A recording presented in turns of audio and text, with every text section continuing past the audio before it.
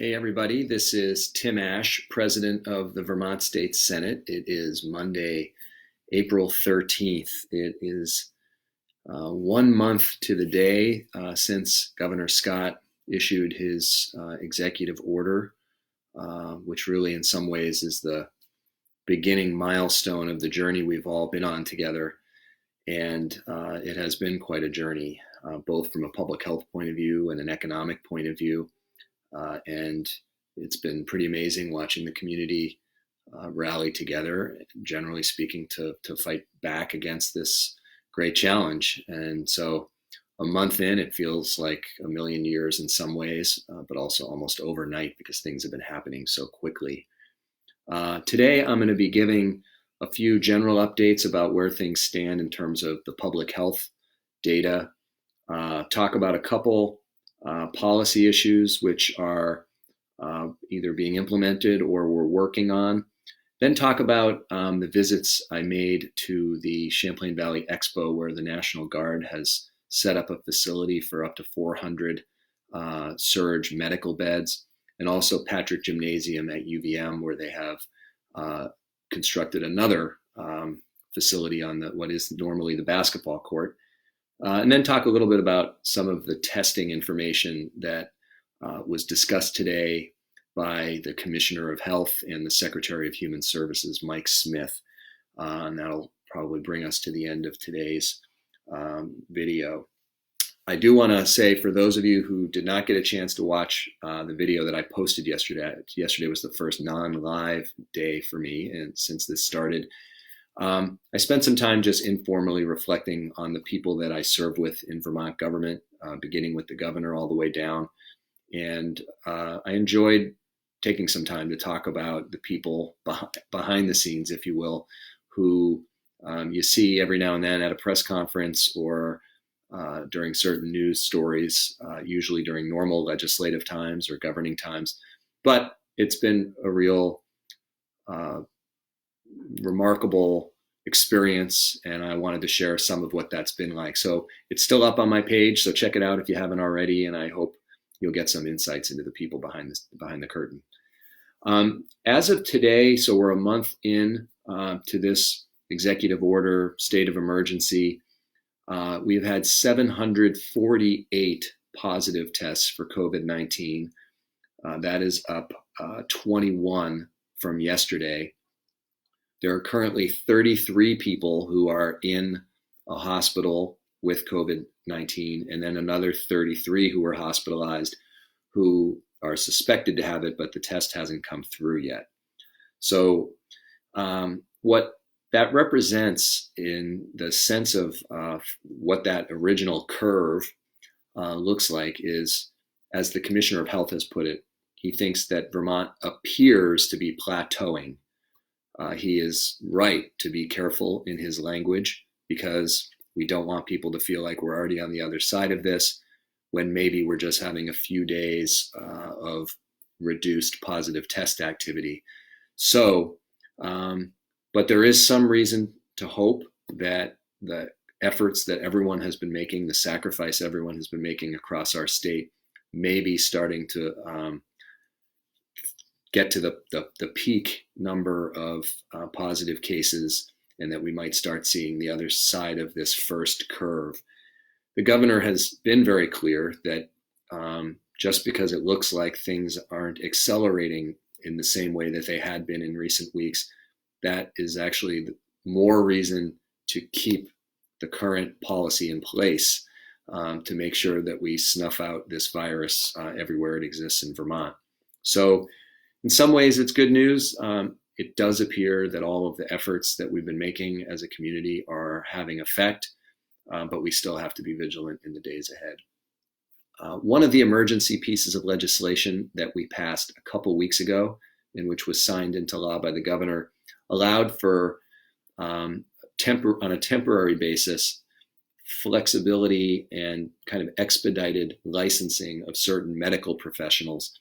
And as of today, that has gone live, so that people who are licensed in good standing in another state, or who were licensed in Vermont but might have lapsed their licensure for either because they retired or didn't want to pay the fee and just taking a couple years off, those people can get an expedited temporary license. Now, some have said to me, why on the one hand would we be giving expedited licenses to some professionals when at some hospitals people have actually been laid off? And what I would say is that some of the people who have been laid off because some of the hospitals have cleared I think all the hospitals have cleared the decks of all their patients who are not emergent care. So they've postponed all elective procedures, things like that. As a result, there are some hospitals that have a fairly low volume of patients right now. And I think early on, some of the hospitals made a decision to lay off some of the staff and nursing in particular. The types of professions that we're thinking are likely to be needed on a temporary basis are other ones where it might be a specialist position, someone who might be able to do the work remotely in the case that a single specialist in a particular region of the state becomes ill or for some reason can't perform services him or herself. So they do seem to be contradictory data points. On the one hand, some people getting laid off. On the other, we're expediting people who aren't already in the workforce to take up positions. But we believe there's like no overlap in those two categories. So now I want to switch gears and talk about two visits that I had over the weekend, which were quite remarkable. The first was to the Champlain Valley Expo in Essex, where the Vermont National Guard has constructed about a 400-bed medical surge facility. It's a very startling experience in a way, because the Essex Fairgrounds for me are where I play indoor soccer frequently. I have been to the Vermont Tech Jam, which celebrates Vermont tech companies. I've been there for Junior Iron Chef as a judge. To see it basically a field medical hospital is really an amazing sight. The Vermont Guard engineers who came up with the plan have now become somewhat famous amongst National Guards throughout the country, because the blueprint they have for constructing the facilities at the Expo were done at such a low cost and so efficiently that I think it's embarrassed some of the other state National Guards who were spending way, way, way, way more money for a far less sophisticated system. So it's a point of pride, I think, for the Guard folks who've been working on it, that their blueprints and efforts have been recognized and are now being mimicked throughout the country. Brigadier General Knight took me around. It was an impressive scene. I'll be perfectly honest. The number of service people there is in the 100 to 150 range. Many of these are full-time Guard people, and walking around and seeing all of them so prepared should they need to bring people into that facility was a pretty special visual to have. Brigadier General Knight, a couple times when he would encounter some of the Guard members who were there, would say, this is our first mission, right? And at first I couldn't really figure out what he was saying. And then I realized what he was really saying is that the very first mission of the Vermont National Guard is to keep Vermonters safe and to protect us. So while in recent years we've thought about them largely in the context of deployments overseas, he kept reiterating that ultimately at its core, the Vermont National Guard's first mission is protecting us here in Vermont back home. And I found that really powerful. It was kind of a good tagline for everything we've been going through, which is first mission, which kind of for all of us, I think the first mission is to keep people safe, keep them alive, and then to help people economically recover as well. So I was really grateful to meet many of the service people from around the state and beyond who have come together and constructed the facility. The state of Vermont actually owns all of the physical stuff that makes up this field hospital. And at the end of whatever time frame this has to stay up, we're trying to find a way that we can break it down for reuse should we ever need it in the future. It can obviously be replicated and put back up in any large kind of convention-y gymnasium kind of facility. So it's really impressive. I was very grateful to the members of the Guard who were there. It just really is a great scene. They have one person who is actually in the kind of air isolation unit they have, who has recently come out of a jail and has COVID-19. So they have one case. When I asked them, how ready are they? They were like, we're absolutely ready, but we hope we don't have to serve anyone else. And I thought that was exactly the right spirit, that they're prepared, but hope that we don't need to call on them for that. Second facility I visited was the Patrick Gymnasium at UVM. When I was a student at UVM, this was where I would peek through the doors and see Eddie Benton, who was a fantastic player back in the mid 90s for UVM, and where I've watched friends like Carolyn Church and players like TJ Sorrentine, Taylor Coppenrath, and others. And now it is effectively an extension or a wing of UVM Medical Center. They've constructed it really quickly. They had about a week of planning, I think, and then a week of actually getting it up and running. And it is a remarkable site to walk through and see how they have replicated all the major needs of a hospital wing right on the floor of the basketball courts. Dr. Eric Anderson and Daniel Hudson, who's an RN and is kind of the administrative lead, walked me through all the procedures, showed me all of the equipment that they have ready to go, what kind of procedures they'd be able to do there versus having to send someone across the way back to the University of Vermont Medical Center. And the reason I wanted to go to both facilities was to see not only what they've been able to accomplish in such a short period of time, but we know that whether it's in this situation or in future ones, we will need a model and an understanding of how we can ramp up our capacity to meet people's healthcare needs should it come to be. And so I was really interested at Patrick Gymnasium how much of the effort and expenditures for constructing this facility required new money, or if it was just moving things from one facility to the other. And a lot of what I was looking at was effectively siphoned out of UVM Medical Center for use. And so it was a very efficient operation. And just like the folks at the Guard, they said they hope not to have to use the facility, but they are absolutely ready should the time come. So really, really impressive. And I know we have sites in Barrie and St. Albans as well. And I really think that all of the providers and service people have come together to put those up, to deserve an amazing amount of thanks, though I hope we don't have to use the services. Two bits of testing news that came up today from the governor's press conference with the Commissioner of Health and Secretary of Human Services. This really speaks to the need to continue on the current course in general. One person apparently tested positive for COVID-19 at Decker Towers, which Decker Towers is about I think it might be the tallest from bottom to top building in Vermont, or at least it was. It's on St. Paul Street in Burlington, and it has about, I think, somewhere in the ballpark of 150 residents. So it's a large facility by Vermont standards.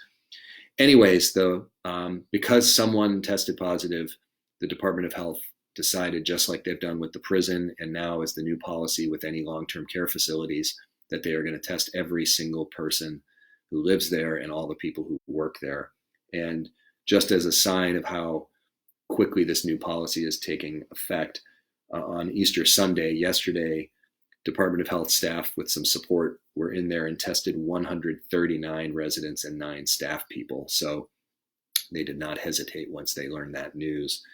That testing, we will know more what the results are, I think, by tomorrow or the next day at the latest, but I think by tomorrow, because it being such a confined space with so many people, they want to make sure that if there is any other positive tests, that we're able to kind of come in really fast with a plan to keep people safe. The other testing news is really important in the context of what's happened in Massachusetts. The Massachusetts has a veterans home where there have been a number of people who have died as a result of COVID-19. At this point, there has been no resident of the Vermont Veterans Home in Bennington who has tested positive. The Vermont Veterans Home is available for former service members, or certain family members of service members can qualify depending on the relationship. There are 122 vets who live there, and there are 200 staff who are there. This is a facility that provides a lot of medical care, which explains why there's so many staff bodies. But out of an abundance of caution, the department is going to test every single person who lives there, as well as a precautionary measure, and also release that information. The news in Massachusetts, obviously, no matter, every single person who dies is very tragic. The veterans home, it was like wildfire and very controversial about whether they'd been managing to this crisis effectively. So I'm glad we're showing the proactivity there, and we'll hopefully get good news about the testing results. And then just to wrap, one of the amazing things is this is just 1 month to the day of the issuance of the state of emergency executive order. And it has uprooted just about everything in our lives in such a short period of time. And, I can only say, as one person, I represent 150,000 people in the Senate, that I'm really appreciative of how good-natured people have been, knowing that the decision to put the economy and our lives and education, all these things in some peril, was done with one interest in mind, which was saving as many people's lives as possible. And what's going to be hard, let's take the hypothetical that we are plateauing right now in the number of positive tests and it starts to go down. There will, of course, be people who say, it was never that big a deal. Why did we go through all that? And, we can shrug our shoulders. It's not a really debatable point. However, what we do know is that much of the trajectory of this infection, this virus, went exactly as we were told it would. And once we started putting in aggressive measures, it did seem to begin to flatten the curve. And all the states that have taken the approach that Vermont has taken have seen results that are different than the states that have either been slow or not taken any action at all. And so I think that's a tribute to the people of Vermont for their selflessness and unity of purpose in trying to keep as many people alive as possible, which is ultimately what the point of this whole shared endeavor is. So I'll be back tomorrow at 5:30. I'll have some updates from the testing results around the state and a whole bunch more of things that happen in the next 24 hours. So look forward to you joining me then. Also hope to have an update on farmers markets and what the deal is there. And also I'll have some more information about whether in this window of time we should allow marriages to happen in more remote ways than we have previously, because there are many people right now who would like to get married so that they have their affairs in order, not their affairs in order, but their lives in order should one person be sick and the other person be able to visit, things like that. So the legislature is trying to think of emergency measures to allow marriages to proceed right now in ways that they cannot. So we never thought we'd be talking about these things, but here we are. So at this point, I'm going to sign off. Talk to you next time.